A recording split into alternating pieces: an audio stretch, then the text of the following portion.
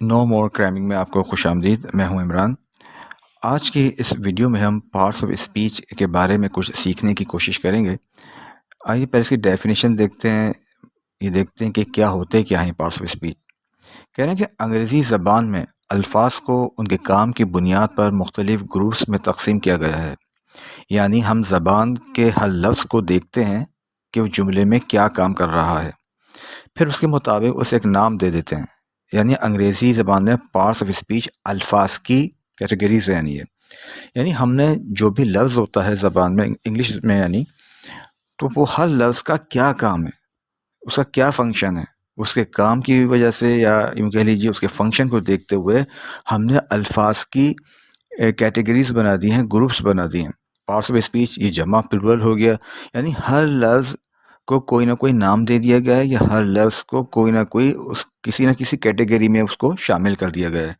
اور اس کیٹیگریز کو یا ان پارٹس کو ہم پارٹس آف اسپیچ کہتے ہیں.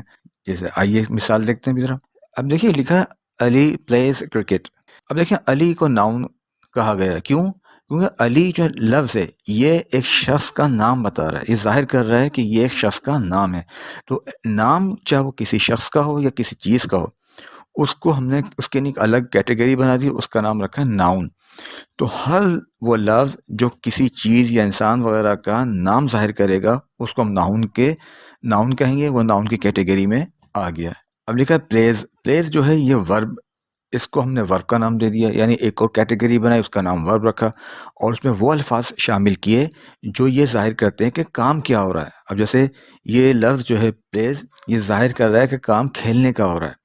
تو جو یہ کام کو ظاہر کر رہا ہے لہٰذا یہ ورب ہو گیا. اس کو ہم نے ورب کی کیٹیگری میں، ورب کے پارٹ میں شامل کر دیا. تو اسی طرح تیسرا لفظ دیکھیے کرکٹ.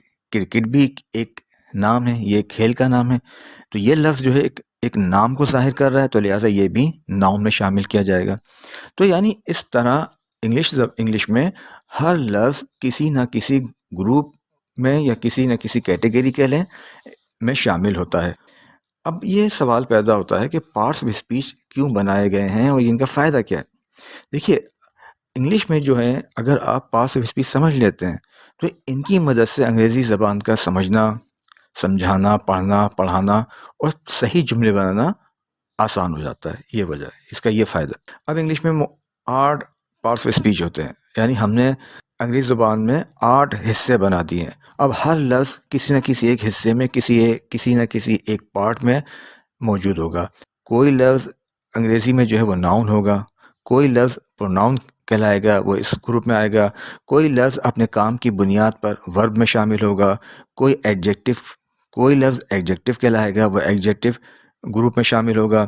کوئی لفظ ایڈورب کہلائے گا. کوئی لفظ جو ہے وہ پریپوزیشن کے گروپ میں شامل ہوگا. کسی لفظ کو ہم کنجکشن کہیں گے. اور آخری ہے انٹرجیکشن. تو کوئی لفظ جو ہے وہ ہماری انگریزی زبان میں وہ انٹرجیکشن کے گروپ میں ہوگا. آپ کی ویڈیو دیکھنے کے لیے بہت شکریہ. نئی ویڈیو میں آپ سے ملاقات ہوگی.